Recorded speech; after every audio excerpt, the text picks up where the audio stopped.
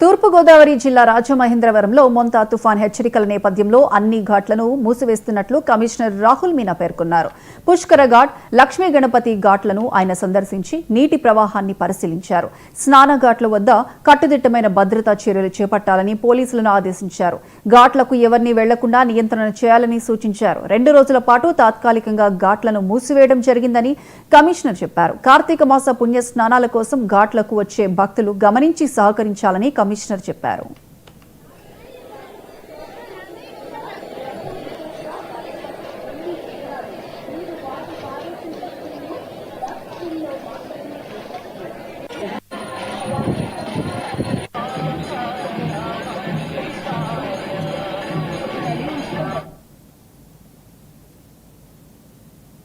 బంగాళాఖాతం